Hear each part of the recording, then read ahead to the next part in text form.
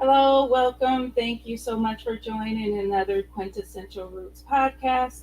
We have a treat for you. We have a panel discussing Dolores Cannon's New Earth that she wrote about in all of her books. She wrote about a lot of information, just a little bit in between death and life. And she also wrote extensively about the New Earth and the three waves of volunteers and the New Earth. And so that's what we're going to discuss. There are also some other individuals besides Delores. We do know that Dolores Cannon is a renowned hypnotherapist who actually developed a technique to work with the subconscious mind and actually enter into the deeper, or what some people call the superconscious mind, or I call it the spirit side. Now, she did get some messages channeled during her sessions from the clients that were in hypnosis, and they talked about this new earth. And she put all of these things together in the many books that she has out right now. There's many of her books that still in print um, at Target. There has been a lot of other people who talked about this new earth. There's the Seth material, the raw material, and the law of one. And so we're going to be discussing some of those things. And I'm going to introduce my panel. I'm going to go ahead and bring them in one by one and let them explain who they are, their modalities, and what they're doing here. Hi, and we have Rachel. Rachel, go ahead and introduce yourself.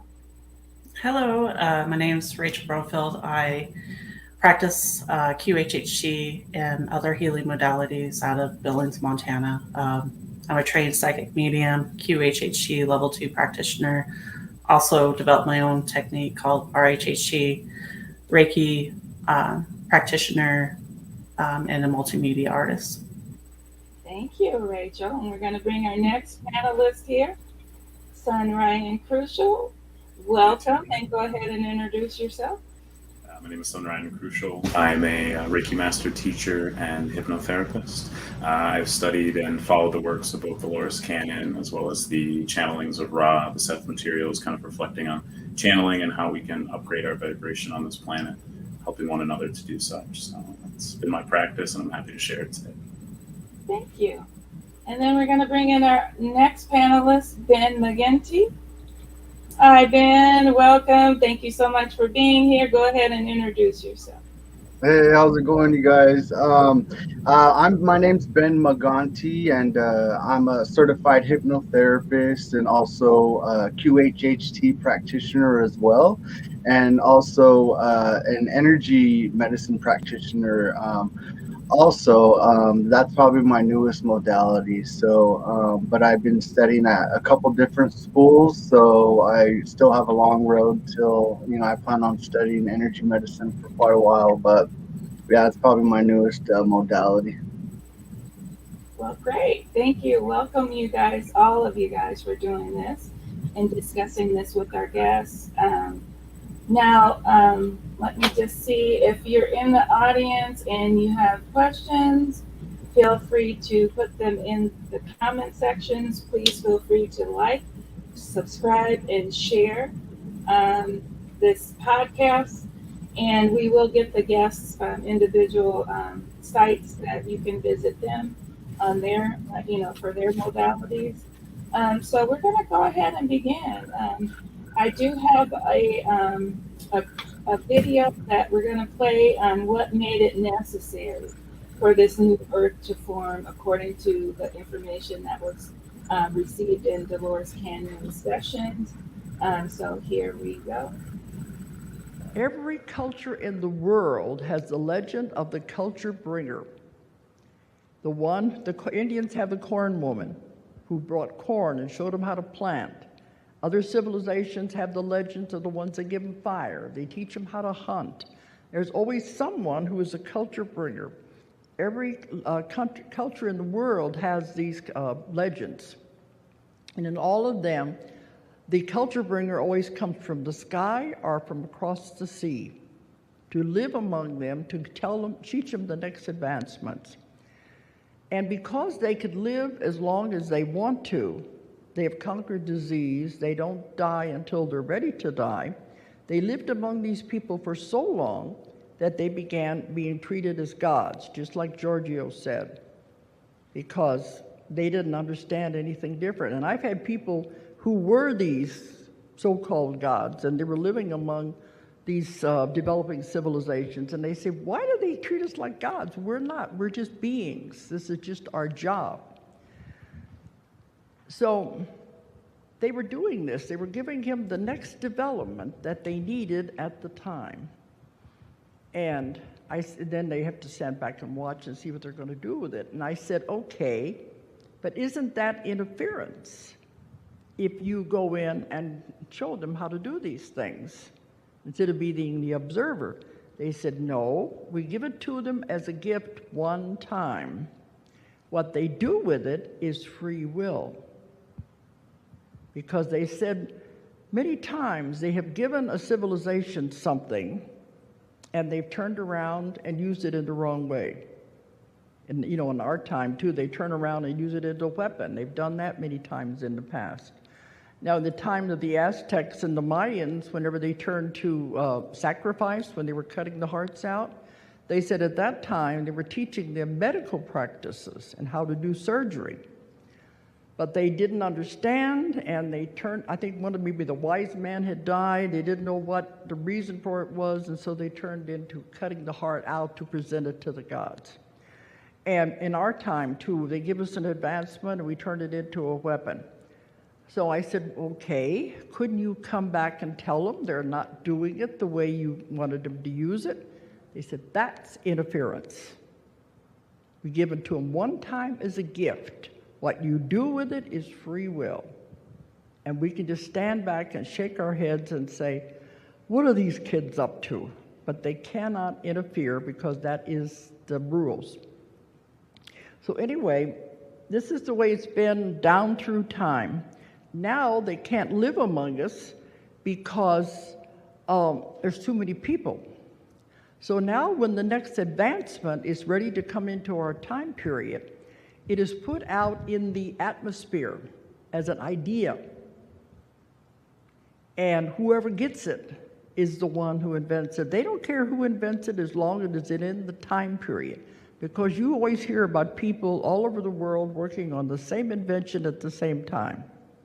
And I've talked to people all over the world who are doing this. There are many that I've spoken to who are working on free energy, and it's definitely going to be real. And I asked them one time, well, should I put these people together? Couldn't they be working together? They all have the same idea. They said, no, that would interfere with it. Let them all work independently. You put them together, it dilutes the power and the energy. Whoever invents it first will be the one to get the credit. It doesn't matter as long as it's in our time period. So this is how the inventions are coming into our time now, is just by putting it into the atmosphere, and then it is where it's supposed to be. Okay, so they've been doing this forever. They've always taken care of us. Now, the only time they could possibly interfere is if we got to the point we were going to destroy the world. Then they would have to step in and stop us. Because if we did that, they said it would disrupt the entire solar system and even out into the galaxy. And people said, well, what does it matter, a little bitty planet like Earth? And we are a small planet, isolated over here in this part of the solar system. We're isolated on purpose. We are quarantined. They don't want our violence contaminating the rest of the population out there. So we are isolated over here until we get our act together. Then they'd be more than welcome to have us come in with them. But people said, well, what would it matter, a little bitty planet like us, if we did blow ourselves up? They said, everything is in order, everything is planned, and if one planet like this destroyed itself, it would have reverberations throughout the solar system. It would have reverberations all the way through the universe. Also, it would have reverberations into other dimensions. There are dimensions all around us all the time. There are people living in those dimensions. There are cities, there are civilizations.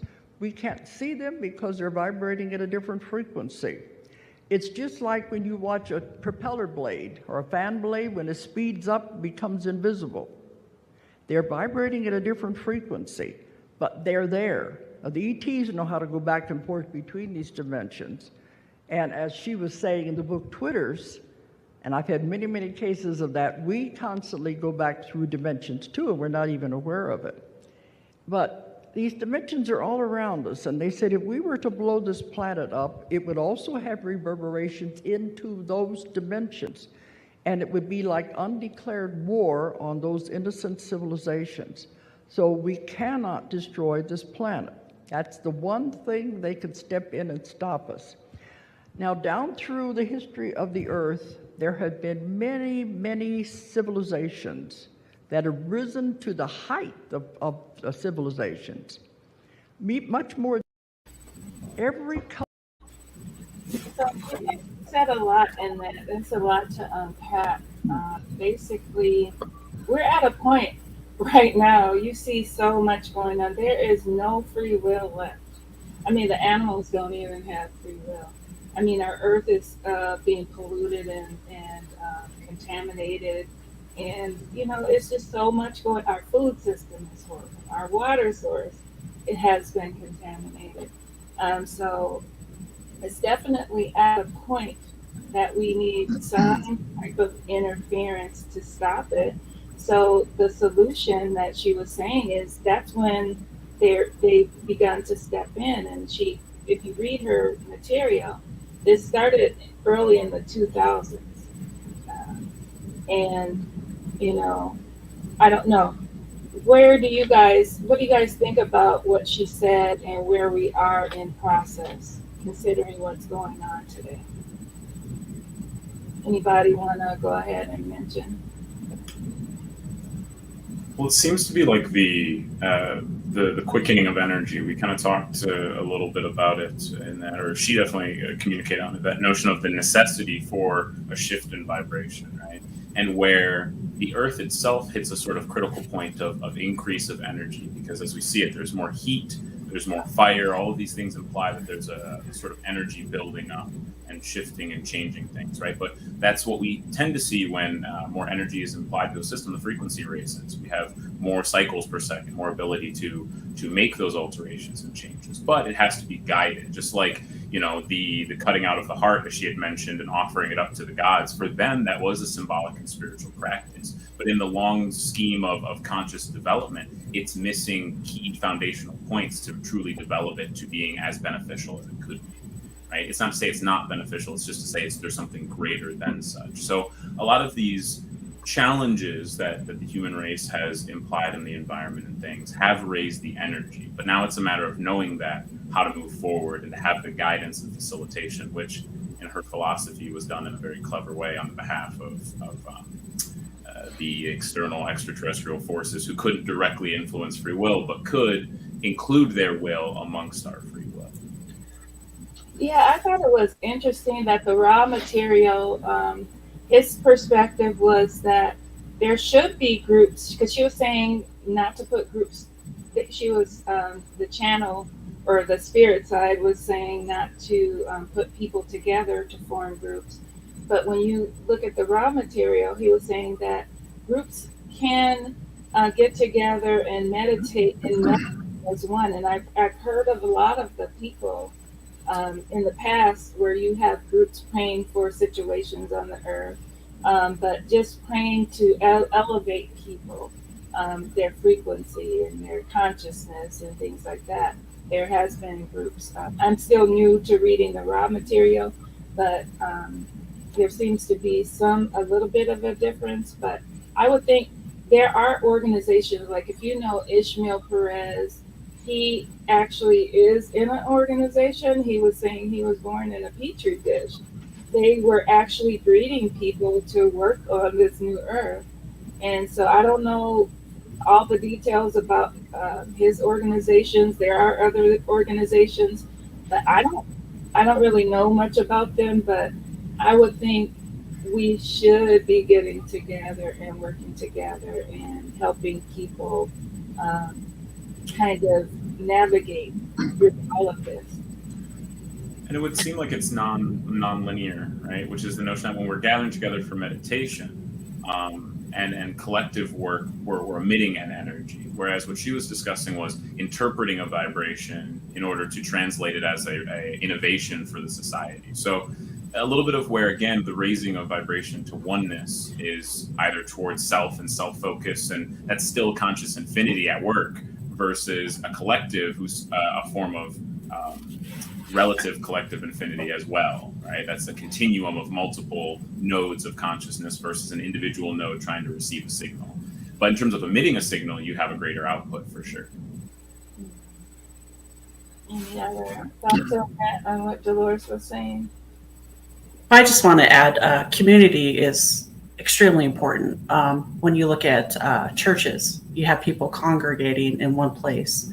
And when you have the same beliefs, it does, the energy raises, your vibration raises. So when you have a group of people coming together in meditation and they're focusing on one intent, say like after the nuclear power plant over in Japan, I think it was Japan, right? That that went whatever, catastrophic or whatever. You had people all over the world coming together to meditate to heal the water. So groups, when you come together in a group, it's extremely powerful. Extremely powerful. There's Dr. Stephen Greer, his CE5 contact group. They meet at certain times to contact extraterrestrials or interdimensional beings. And they have, just because they're together in a group and they're all working on the same intent, they get amazing results from it. They see spaceships, whatever. So coming together in community is extremely important. We need to do that more and more.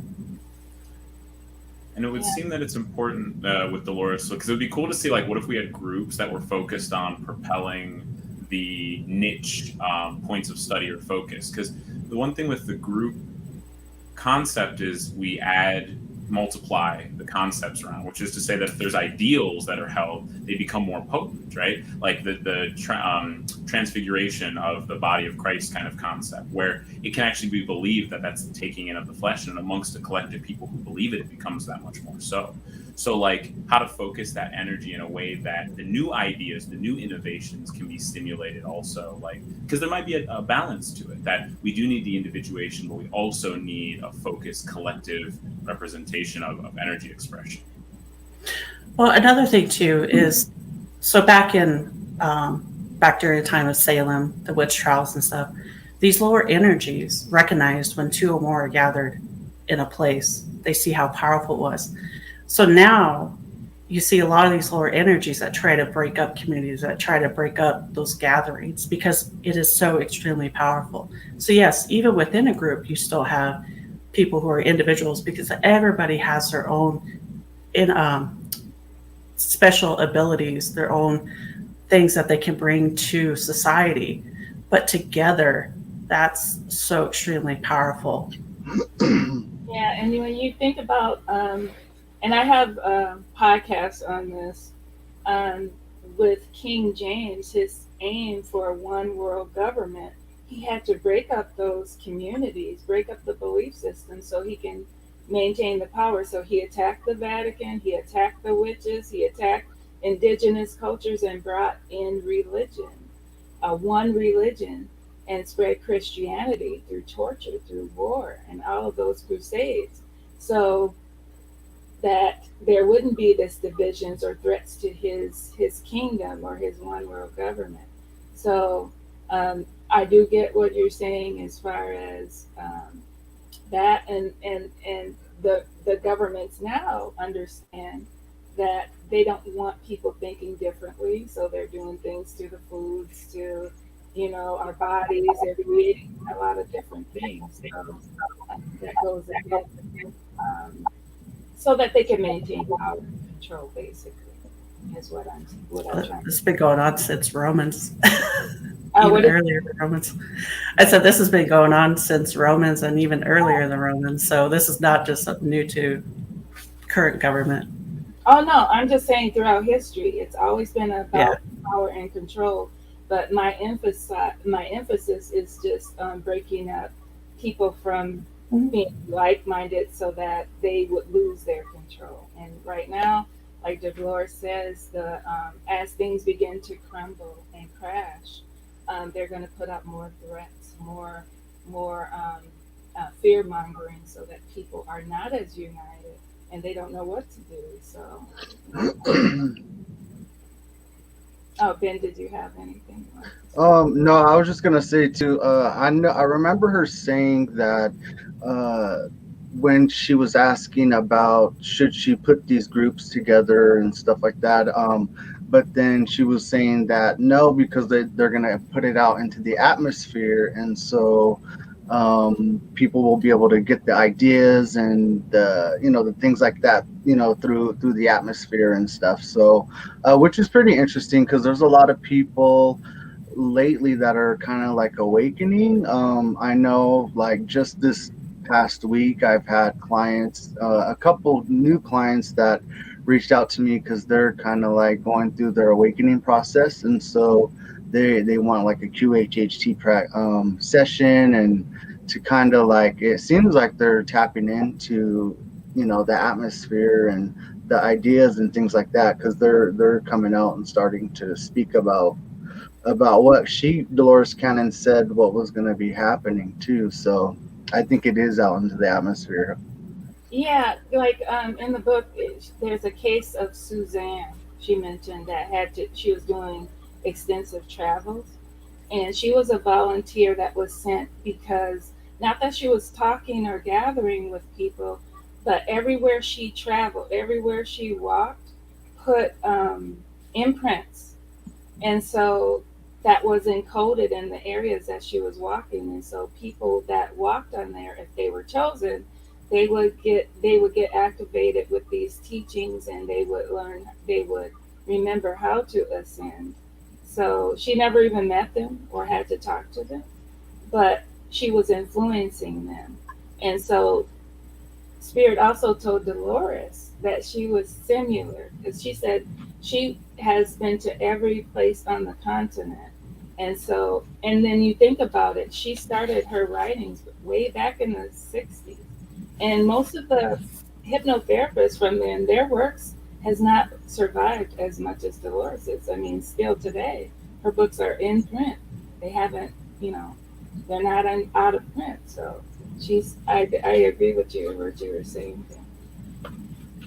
But on the time speeding up, she was talking about, that was interesting because I personally feel it. She was saying that the Schumann Renaissance, or the pulse of the Earth, is supposed to be 7.83 cycles per second, right? But she said they did measure it in the 80s, and then it is now, I don't know what it currently is, but when she wrote this book, it was 12 cycles per second.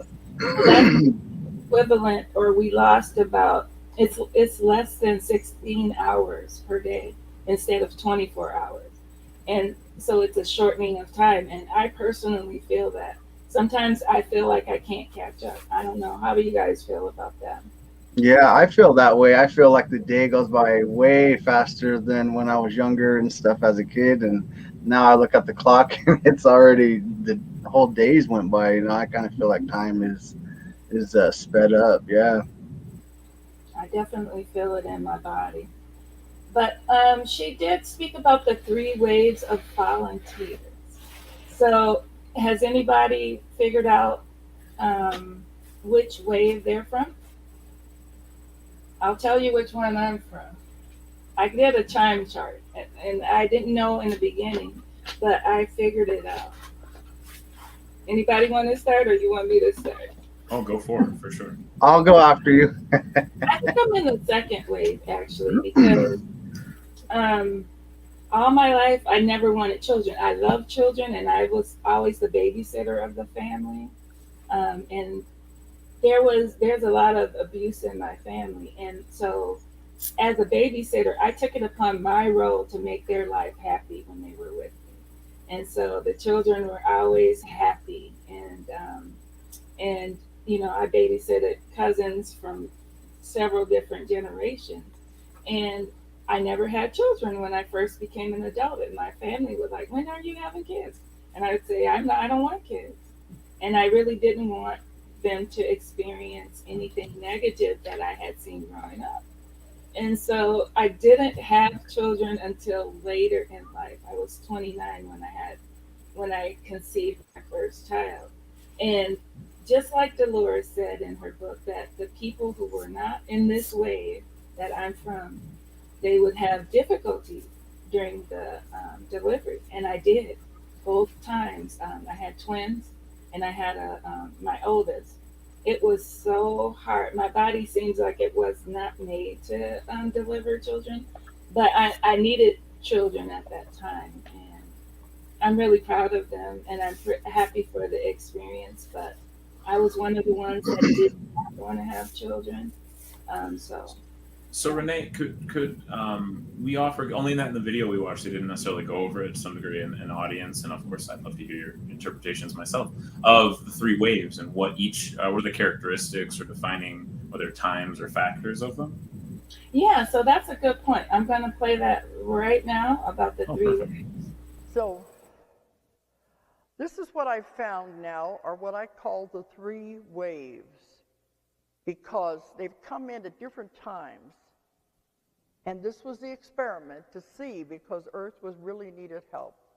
The first wave would be those born right at the end of the Second World War, right about the time I said when they discovered that we dropped the bomb, we didn't need the energy, we couldn't handle it. That's when the new souls began coming in, which I used to say 50s. My daughter says, don't be too strict on these ages because we don't know. Some people tell me they're in their 60s and they think they are one of the forerunners because they fit the qualifications. But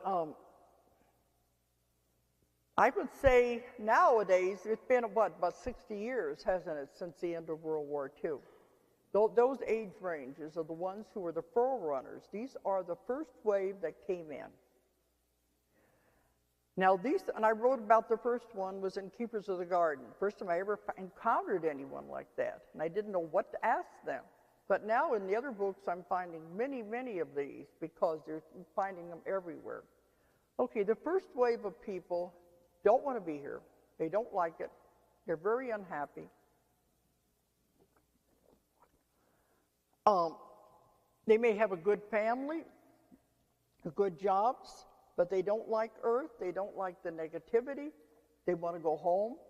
They don't know where home is. They just know it's not here. They don't like the violence because they say, why do people do things like that to each other? So it's very difficult for them to live here. And many of these people have tried to commit suicide to get out because they just can't take it. Of course, it's not going to solve anything. But I've run into many, many of these in my work. I've had people come in and say, when I leave your office, I'm going to commit suicide. You're my last hope. That puts a lot of responsibility on a therapist. But then we usually find out where it all came from. But I kept wondering, when I was starting writing these books 20 and 30 years ago, that was when we were having a lot of teenagers, they're having problems and trying to commit suicide. Maybe they were part of this first wave and they just couldn't understand it. They couldn't understand being here. The second wave came later. Julie, what do you think? It's about 20s and 30s years old now? I mean, not 20s, 30s and 40-year-olds, and that the second wave. The second wave are what I call the generators, the antennas, the channelers. They're here to just be. They're here to channel energy. They will affect anybody they're around. They said you could walk through a mall a crowded place, and affect everyone that you walked by. This from the energy generating from the person. This is helping everyone. Because I have people coming and they want to know their purpose, they want to know what they're supposed to be doing. They say you're not supposed to be doing anything, you're supposed to just be. Well, of course, they're not very happy with that. They want to know, what am I supposed to do? These people, the second wave, are very gentle. They're usually in the background. If they do get married, I found some that find another soul like themselves. They usually don't want children because they said to have children creates karma. They don't want karma. They want to do their job and get out of here. They don't want to stay here any longer than they have to. And they're afraid the children will tie them here. I've had some that have had children. It was very difficult. One woman had to stay in the hospital the entire term of her pregnancy because otherwise she would abort. And they had to keep her on a drug that would keep her heartbeat at a certain level the whole time so she could have the child. And when the subconscious came through, it said, you don't realize this is the group that we're not supposed to have children. And it was very difficult for her to do this.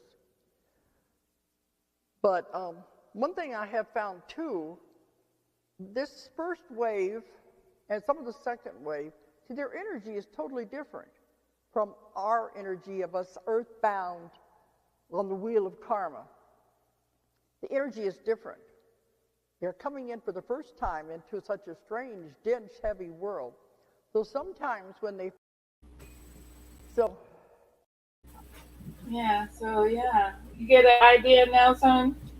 Yeah, I mean, much the same, and we didn't quite get to the third wave. So, but yeah, it's this idea again, but to what effect would you all say that these waves are coming through? We kind of alluded to it, but I'm really interested to hear where you all feel that these waves are, what direction they're offering the planet in this increased cycling that Renee you mentioned.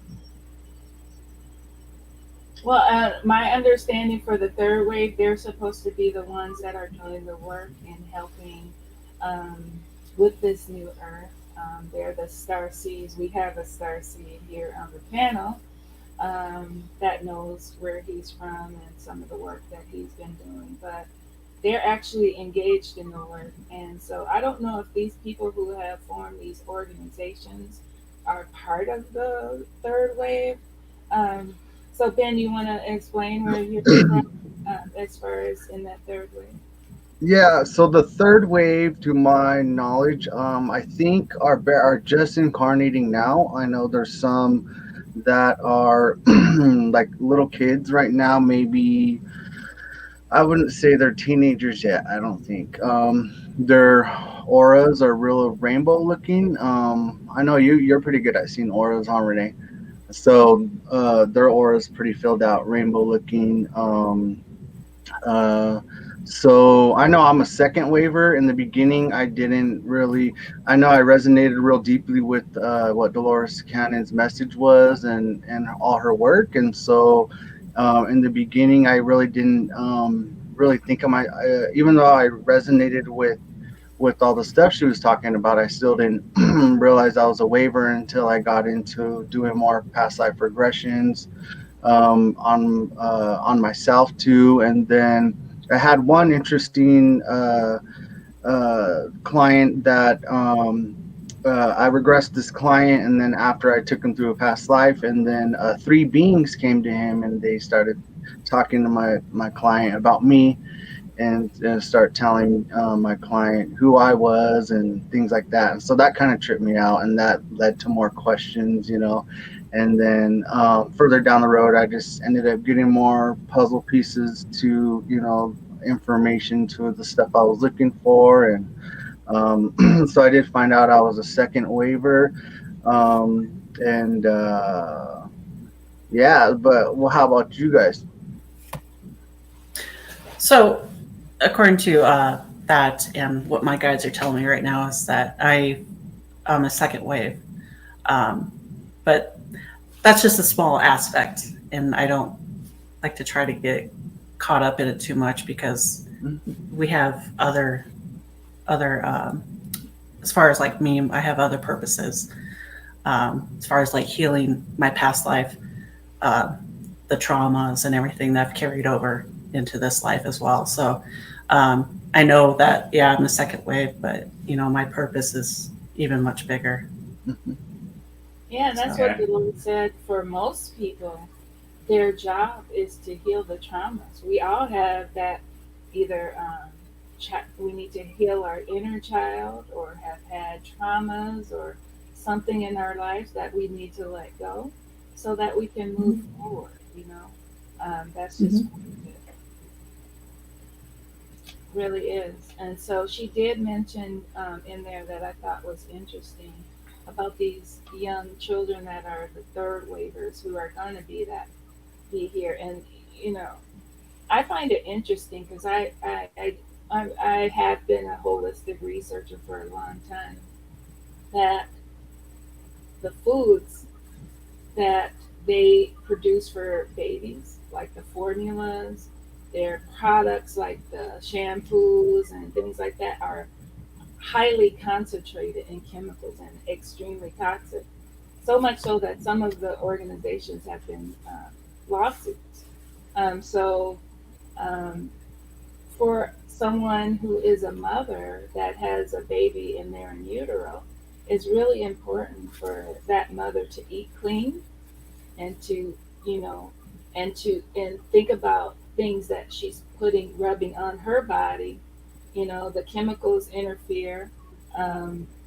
So I put together a list, just the diet, the water, the drinks, all of those things can interfere with your frequency and the health of the child and the individual. So, you know, I would suggest what I did with my daughter, my oldest daughter, who is now a mom. She decided not to do the traditional method of having a baby in the hospital. She hired a midwife, had a doula, she had a natural birth. Didn't go through any of the stuff that most go through during delivery. She was able to, you know, heal very well, and the baby was just fine, you know. And so those are some of the things that we need to think about, because the way they have babies now is not the way it is designed to be. You're not supposed to be laying down. You're supposed to be up, you know. And it's so many factors in bringing in these new children that can interfere with their soul's purpose, and that comes from food and everything else. I don't know. Does anybody have any comment on that?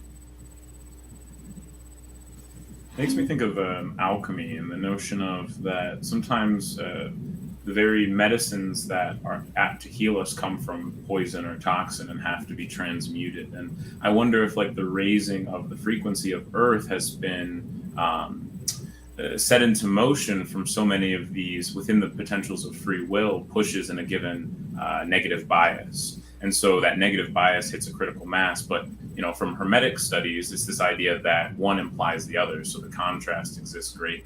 But those are still, like, seemingly the karmic cycles, the karmic wheels, right? Even the idea of children, as Delores had presented, is this idea of engaging the physical. So on some point, where those who come in as the waves, who consider themselves as a component of source or a higher vibrational state to facilitate this earth plane in its transmutation and its transformation into a new higher vibration, and thus the beings on it in a similar way. Yes, that might be part of their processes, but, you know, again, it might just be resonating and holding space for the healing.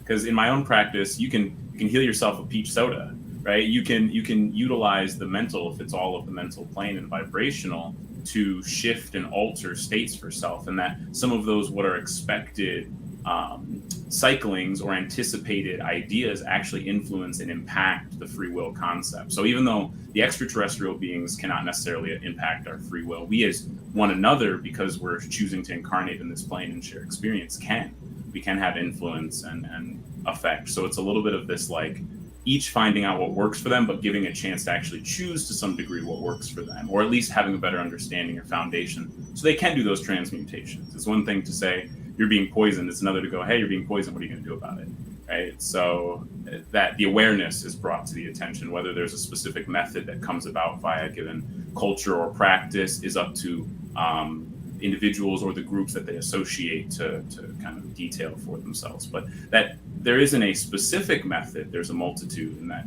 we may even discover things about health, wellness, and well-being that are currently not even a part of the consideration.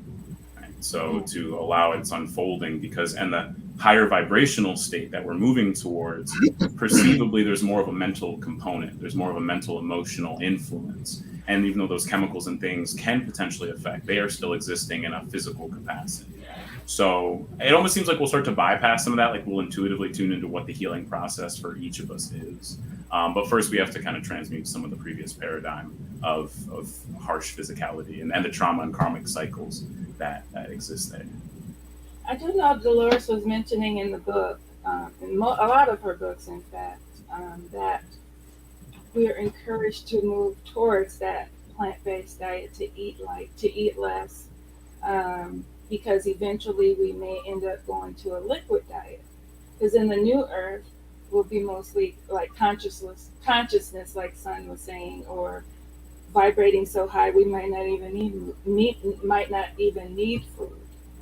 So this is in the future. So, the recommendation was to start now, leave the heavy foods alone. And that's what if you read that 3 Waves, it does mention that. Yeah, also too, in every one of my QHHT sessions, we always go over diet as well with the subconscious or with the higher self.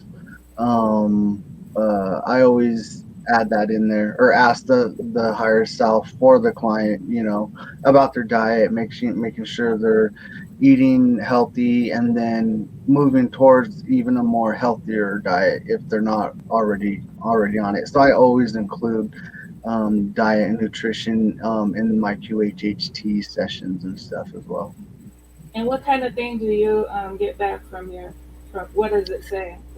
Mostly kind of what's universal, a lot of cutting out the red meats and red meat and pork, and then going to lighter meats like chicken and fish and more live foods, like Delores would say, but they don't use the word really live a lot. They just say more like organic and things like that.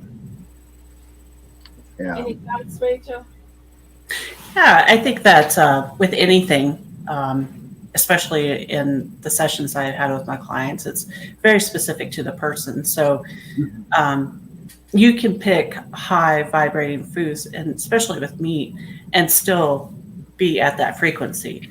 It's just a matter of you tuning into the foods and determining if that's a high frequency food or high vibrating food.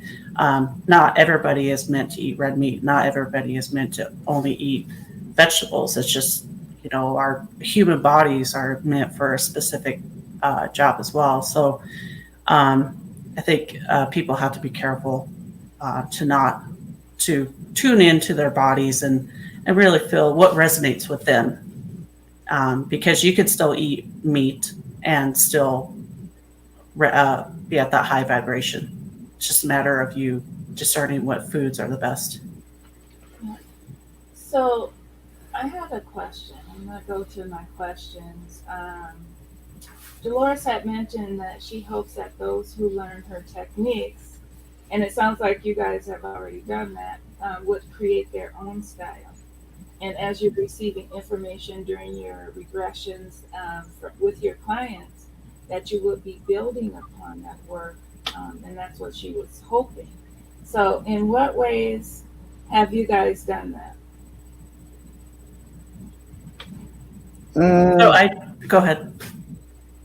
So for me, as far as her technique, I keep it the same. There's some things I do before the session. I'll do energy medicine before the session sometimes. I do a lot of times I'll have my client do affirmations the whole week before going into the session about being able to connect to their higher self and stuff. So when they're doing that affirmation all week, by the time we have our session, it's not a problem connecting to their higher self because they were doing those affirmations. But yeah, but as far as the technique itself, I like the way I like Dolores's technique. It's easy and it's comfortable for me. So I haven't changed nothing up, but I do some energy medicine before sometimes. And Rachel, we got a comment from the audience. I totally agree with you, Rachel. Okay. Yeah. So for me, I've developed my own technique called RHHT. I incorporate my own technique as far as like contacting our inner child, because I've discovered that um, even though the script might be perfect, a person might put up blocks because of certain abuse they experienced from their childhood or something. And so through my technique, it's actually helped to take down some blocks, some barriers, so that we can go deeper into the hypnosis. And I don't, through this technique, I don't necessarily contact the higher self, the subconscious. I contact, whether highest guided light, or whatever, say like a ascended master or somebody wants to come through, because they also have, the same access to the information. It's not necessarily a higher self or the subconscious. So, but everybody's different. Everybody responds to different scripts. So to say this one script is meant for everybody, I think you kind of need to venture out a little bit and let work with your client and see what works best for them, because you're both there working together.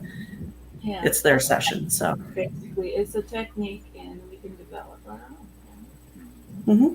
Yeah. And the technique you're using sounds wonderful, because we do need to let go of the trauma. A lot of people have a lot of trauma. Mm-hmm. So you have something you wanted to mention? Oh, just much the same. Yeah, I mean, within delving deeper into conscious awareness and accessing more levels of self, more ascended states, the guardian, the different angles of light, the angels that we can interact with. Some people's trauma, that karmic cycle that they're dealing with, has to be kind of broken up. So I found Reiki to be a great facilitation to that, to help people move past the, I saw a lot of abreactions with my clientele when they were trying to touch on or connect to places of empowerment, because they had felt disempowered for so long.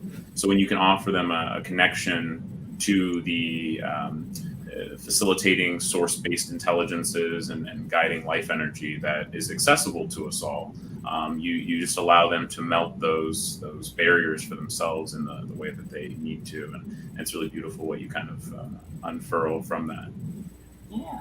I mean, and look at the panel. All of the panel members are practitioners to help and assist with healing inner child work.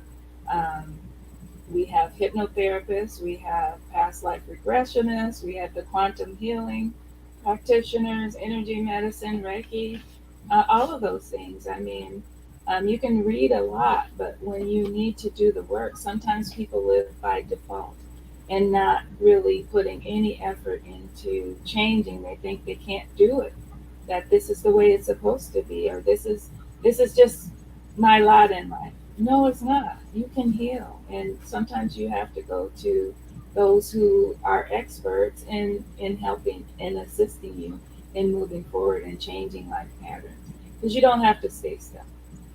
There's a lot of ways we can heal. Meditation, always. Learn to meditate.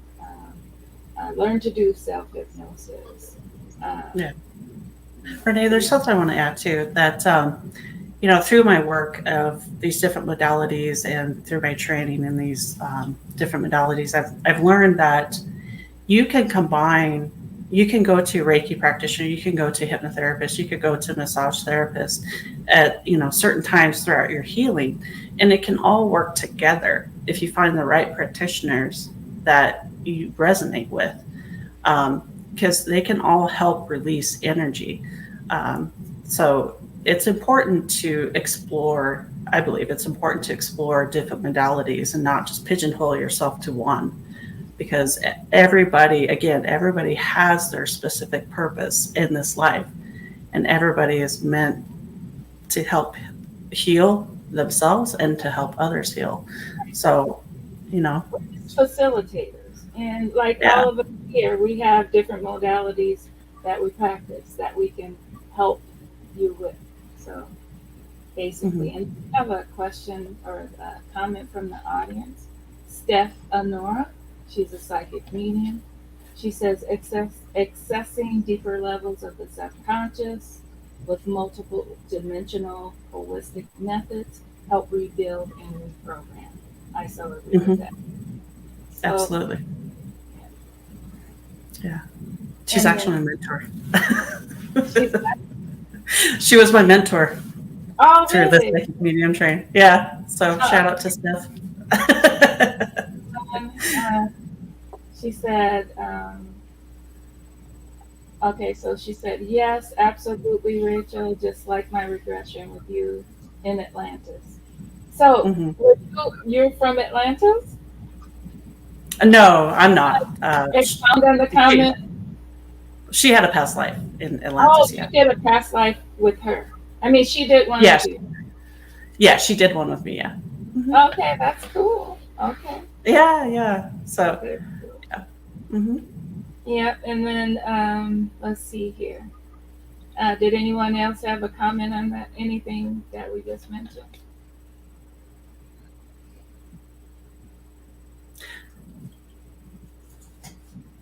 Maybe. I was gonna piggyback on what Rachel was saying in regards to the practice and where for each of us, because we're expanding these multidimensional modalities and we're looking at being components who draw forth those new innovations and ideas, we have this beautiful chance more than ever to do our personal practice, to develop our own skill sets while learning from others and sharing with others, and then bring those skill sets together for panels like these, for where we can do like these quantum leaps and jumps in awareness and the information that several nodes of collective work and practice all come together, and you create like a circuit of conscious potential. So it's so cool now that not only is all this information much more accessible than it's been, but that people are channeling and intuiting this information and expanding those practices. So, because I love the idea, Rachel, that in 10 years people are going to use RHHT, and they've expanded even further from the QHHT to RHHT to like wherever they take it. But that adds to the power of these techniques and these modes, because they're being both collectively accessed and individuated for the personal care and practice of each person accessing it. It's the coolest. It's so exciting. Oh yeah, absolutely. And the important thing is when people learn healing modalities, it's important to learn the basics and then take those basics and run with it. Use your abilities, incorporate, like some people are amazing sound healers. They can incorporate sound healing into hypnosis. Like with me, I'm a trained psychic medium. So when I'm in my sessions with my clients, I'm there with them. I see what they're seeing and I'm channeling the questions. So, I incorporate that as well. So if just learn the basics and then just develop your own technique, whether it's in Reiki or hypnosis or sound healing, something, because you always have that to fall back onto.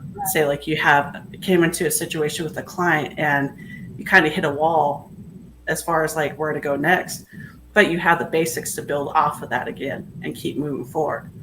Yeah, and so I'm with you on the frequency because I do solfeggio frequencies, but I do use frequencies in my sessions so that it's all together.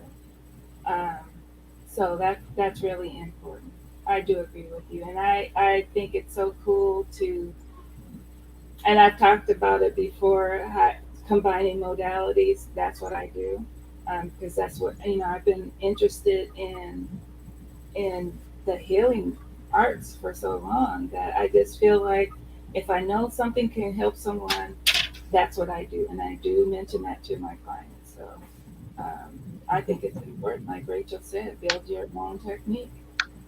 So oh, I'm sorry, go ahead. Sorry. I was going to say one more message I want to send out to everybody. Like, when you're learning modalities, don't be afraid. Don't live in fear. Just do it because you love what you're doing. You know, just do everything you do out of love. So, what other views have you heard or intuitively know about the new earth or the shift that is taking place that you might have gotten messages from you being channeled in your sessions that you have with your clients that you're able to share? Anything you guys want to share?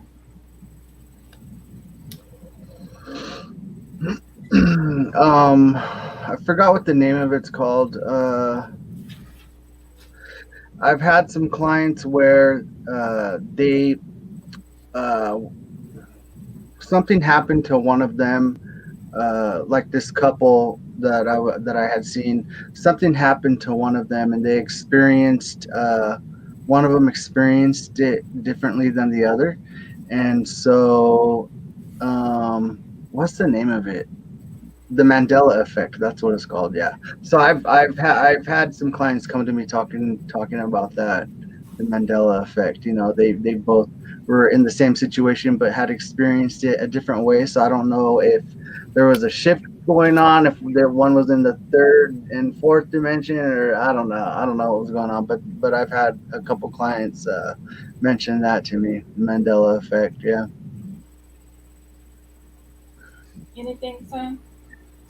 Yeah, I mean, I've had several clients. I found that there's a lot of divine energetic influence. Not only is the planet itself going through this shift, it almost seems like in the shift, it's eliciting a sort of catalytic effect on everybody on the planet. So a lot of my clients have had very similar the idiosyncrasies of what they channel or what information comes through is unique to them, of course, in their past lives.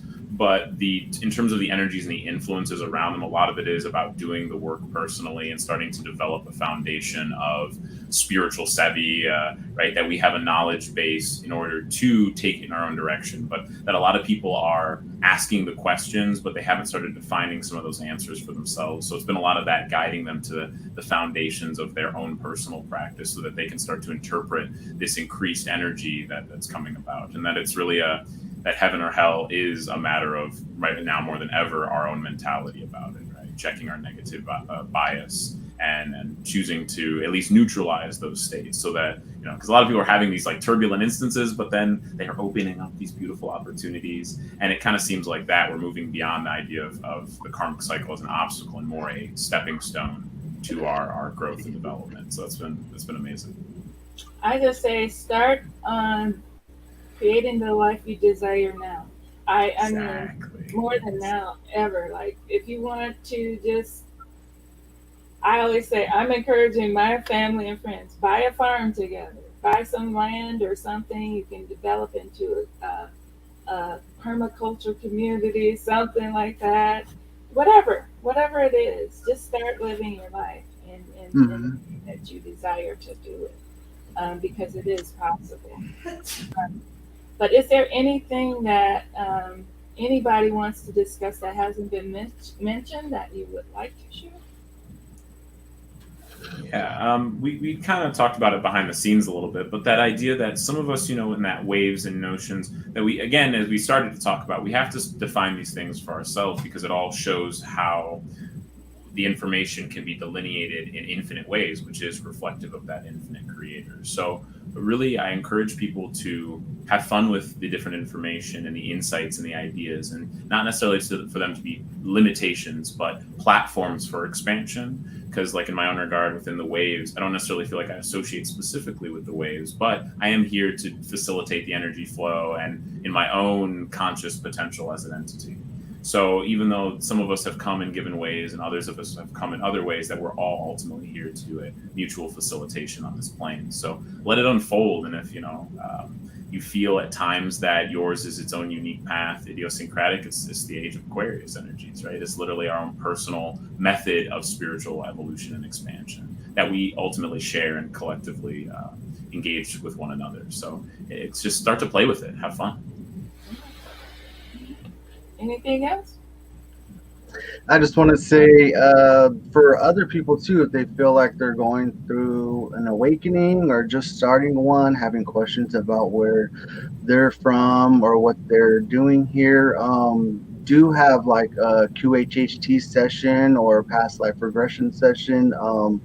That's not the only way, but it's real helpful having one of those or two of those. It really did open up a lot for me and give me a lot of answers. So. Awesome. So we have a comment from the audience, North Black. This is a very interesting information. I definitely resonate with the second wave. Is this similar to being an empath? I mean, well, you can be a second wave, or you can be any wave really and be an empath. So the waves are just different people, volunteers who have volunteered to come to the earth to help. And so the first waivers, and then the second waivers, and the third is actually doing the work in helping create the earth, the new earth. But I would encourage you to pick up this book by Delores Cannon, The Three Waves of Volunteers and the New Earth, and you can find out more about it that way. But I would we're pretty much at time. I really enjoyed our conversation. Rachel, can you please give us your contact information? Yeah, definitely. My website is artandsoul.rachelbromfield.net, and you can schedule a session there as well, and have all my contact information for QHHT or RHHT sessions. So, yeah. All right. And Son, did you want to give your contact information? Yeah, let's see. To put it through in the comments, I'll make sure it gets down there. But it can be found at crucialholisticservices.com, where I offer Reiki, spiritual guidance, and facilitation, as well as hypnotherapy services. And so if you need someone to commune on, we do offer free consultations, even if you just want to talk about some steps or direction in regards to your spiritual or metaphysical practices. Thank you, Renee. Rachel, can you put yours in the chat? Yeah, definitely. Sure. Then Ben, can you put yours in the chat? Can you tell us? Yeah. To reach So you? my contact information is my name, benmcginty.com, and I offer QHHT and then the online version, which is the BQH, and then energy medicine as well. And you can reach me through my website. Okay. Mm-hmm. If I can get to the comments. Okay. Ben, did you put yours in the chat? Right now, yeah. Let's see. And this is Rachel's information. Mm-hmm. Anybody have any questions from the audience? Any more questions? Be sure to leave a comment or anything like that and on the replay. And let's see. I think I did the wrong one. 1 second.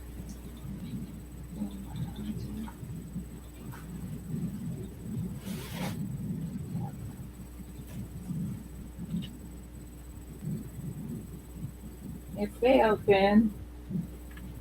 Let's try it again.